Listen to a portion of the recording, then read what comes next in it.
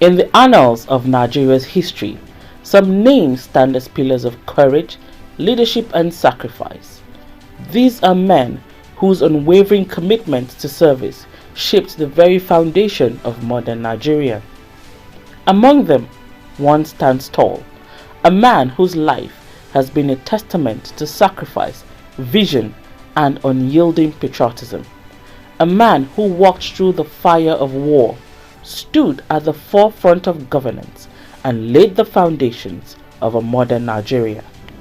He is Major General Ibrahim Bata Mulgui Haruna, popularly known as General IBM Haruna. Born into a time of great transformation, IBM Haruna's journey began in a home where discipline and ambition were deeply rooted. From his early days, destiny had already marked him for greatness. At just 14 years old, he was selected as one of the pioneering cadets of the Nigerian Military School, then known as the Boys Company, where he endured rigorous training designed to shape him into a future leader. His training extended beyond Nigeria's borders as he attended the prestigious Royal Military Academy Sandhurst. There he excelled in leadership, strategy, and military tactics, marking him as a rising star in Nigeria's armed forces. Major General Ibrahim Atta Malugui Haruna, retired, OFR. The general started a military career as a boy, recruited by His Excellency, retired and of blessed memory, Colonel Wellington Umo Bassi, West Africa 1. He recruited me in 1954 as a pioneer boy of the 30 children of the World War veterans whose children were being recruited to pioneer the Nigerian Military School. As then it was started as Boys Company. We, the children who were recruited, 30 of us, started the Boys Company, now popularly called or well known as the Nigerian Military School, Zaria. The 30 boys who engineered it, who pioneered it, included me, whose father was serving as at that time, 1954, as a police officer in Zaria. He retired and is of blessed memory. Keeping the track of my progression, I passed out on the first passing out parade of the Boys Company in 1958. Thereafter, I had passed the qualifying exam to be interviewed and enlisted as an officer cadet. I went through the examination in Kaduna, the interviews in brigade headquarters under the chairmanship of the interview board of the brigade commander then, who was Brigadier P.G. Young, a British Army officer, who was then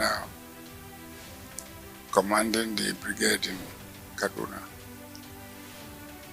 I proceeded after scaling the interview in Kaduna, brigade headquarters, to proceed as one of the selected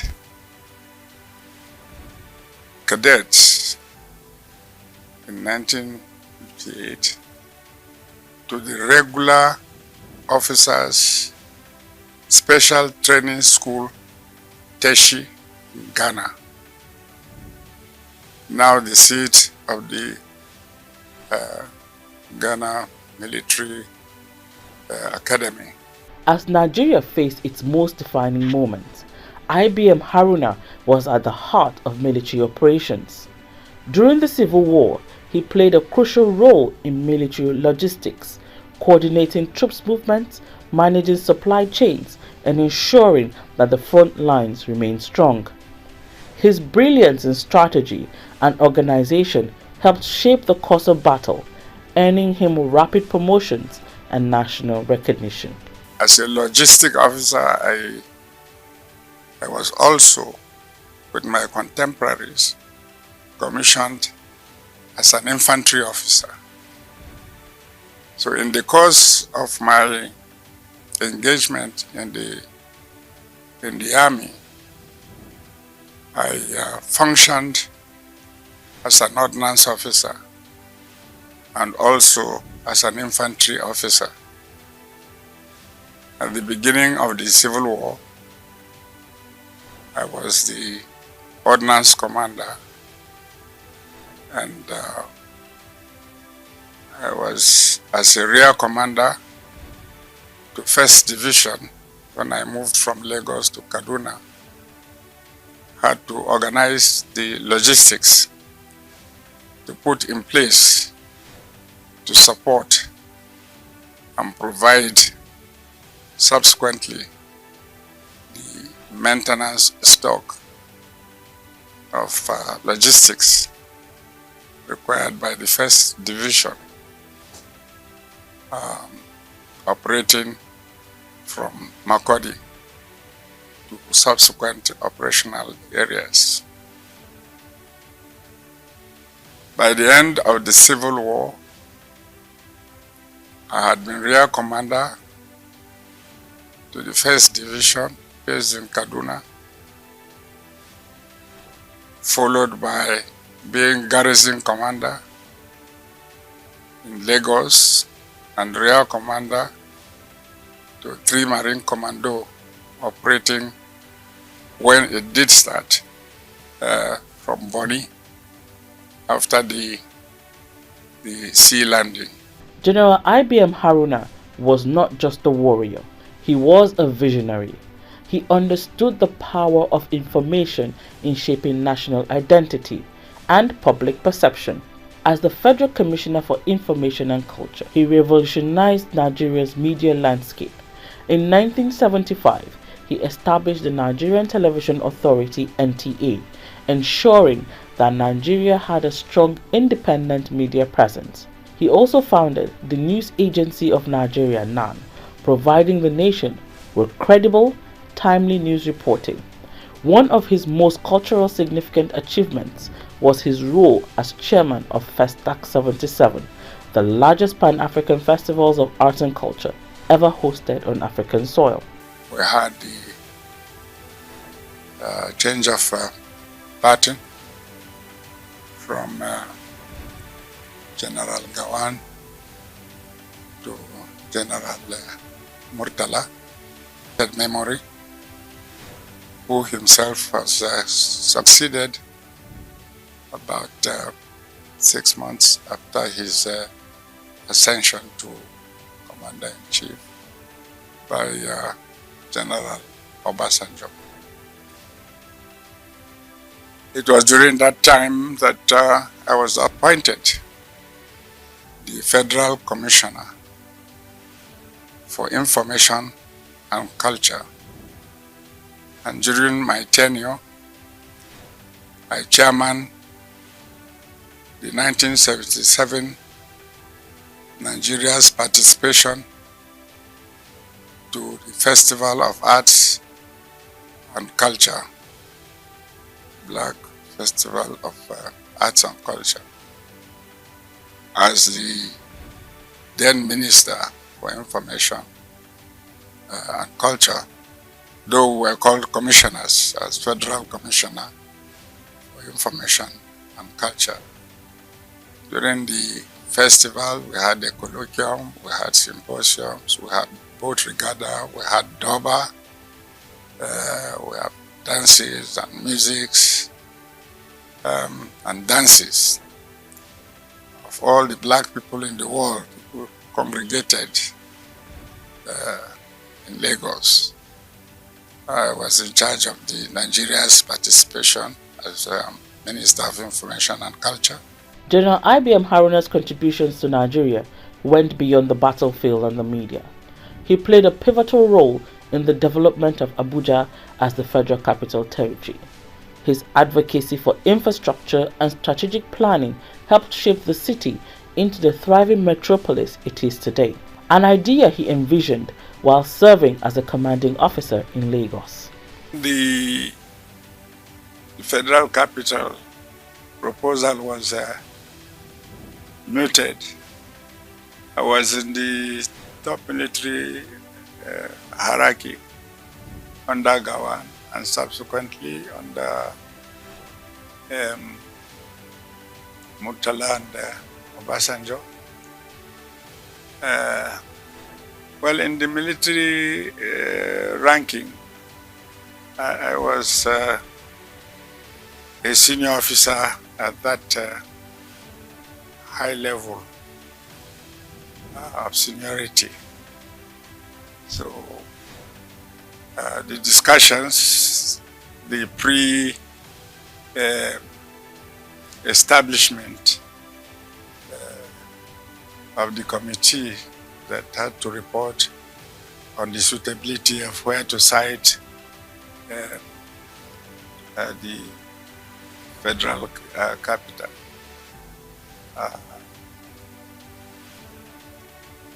Was during the regime in which we were, I would say I was also active. But the important thing is that I was also one of the Nigerians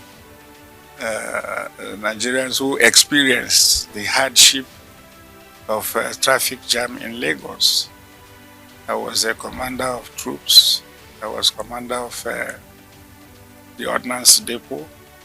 I was experiencing traffic then in Lagos because, for example, one of my depots, the ammunition depot, was in Apapa, whereas I was in Yaba as the commanding headquarters. Because see, the hardship in having to go through with the density of traffic in Lagos and in Apapa. So I think our outcry was part of the pressure that for security reasons and for other social and economic reasons, we supported and engineered the move from Lagos to Abuja that was finally selected. His leadership was also instrumental in several national institutions. He served as chairman of the Nigerian Institute of International Affairs, the National Institute for Policy and Strategic Studies, and was a key voice in various constitutional conferences shaping Nigeria's political future. His key roles included Chairman, National Institute of International Affairs, NIIA, Lagos, 1978 to 1985. Chairman, National Institute for Policy and Strategic Studies, NIPS, Kuru Jos, 1985 to 1992. Member, Constitutional Conference, 1988 to 1989. Chairman, Nigerian Railway Reform Committee, 1990.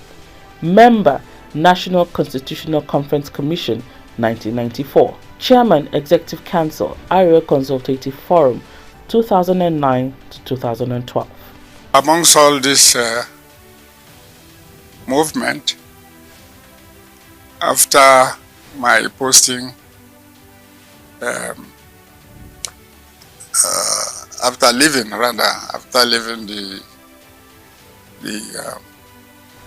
the army, and while I was still a student at the ABU, I had other appointments along the line. I was chairman of the Nigerian Institute of International Affairs in Victoria Island. After my terms of service there for 2 terms, I was appointed chairman of the Nigerian Institute of Policy and Strategic Studies, NIPS, Kuru. Well, these were significant appointments I held after my retirement, while I was also a practicing lawyer. Even in the legal field, IBM Haruna left his mark. He became a solicitor and advocate of the Supreme Court of Nigeria and a notary public of the Federal Republic. His expertise and leadership extended to policy, law, and international affairs. I ran my law chambers in Kaduna under the name of Ibrahim Haruna and Co. I'm no longer in practice, but I'm glad that significant numbers of lawyers who worked with me as associates in the chambers, one or two of them, I'm glad to note that they had become senior advocates. General IBM Haruna's contributions did not go unnoticed. For his unwavering dedication to national service, he was honored with numerous awards and recognitions, including the National Honor of the Officer of the Federal Republic, OFR, presented to him by President Shehu Shagari in 1980. His name has been immortalized in streets and institutions across the country. He holds the prestigious traditional title of Walin Garkida, a testament to his leadership beyond public office. Well, I think I have many of the distinguished medals for the service in the Army, starting from the independence to Republican medal, service medal, DSS. Of course, in my traditional area, I'm the Wali of Garkida, which was bestowed on me after my service. Then national honor, while I was chairman of the NIIA in Lagos, Victoria Island, I was bestowed the OFR by Shagari. Beyond governance and the military, he found solace in sports. IBM Haruna had another great passion, golf. He is the life president of the Nigerian Professional Golfers Association, the chairman of the IBB Golf and Country Club, and a mentor to many in Nigeria's sporting community. He believed that discipline and precision in sports were just as important as in leadership. Of my hobbies, I had taken to playing golf as far back as the early 70s. And my association with Chief Anthony Enahoro, who I subsequently succeeded as information minister, was an ardent golfer. So he increased my propensity and liking for the game, that I became a really dedicated golfer. Consequently, I had been noted by the professional golfers who appointed me as the life president of the Professional Golfers Association of Nigeria. To his family and friends, IBM Haruna is more than a national figure. He is a father, a mentor, a man of great wisdom and humility. General IBM Haruna is my biological father, and as a father, I've learned a lot from him. It's not only what he does professionally, he starts from home. He has groomed all of us. We are quite a number, and he has nurtured us. He has showed us love as a father. He has showed us the kind of guidance that one expects from a father. At home, he's a father. He's not an officer. He is an officer, but what we see more is that he is a father. He is that same person that pays your school fees, that makes sure you have tuwo and miya kuka to eat, or he's a father. He's a soldier man to the core, a disciplinarian, really. He doesn't like to look at people lazing around. He's upright with time. And his sense of discipline is fantastic. If you are to play golf with him, for example, and then you agree at 8 o'clock, you are sure he's in the club by around 7:30. So by that 8 is at the status point.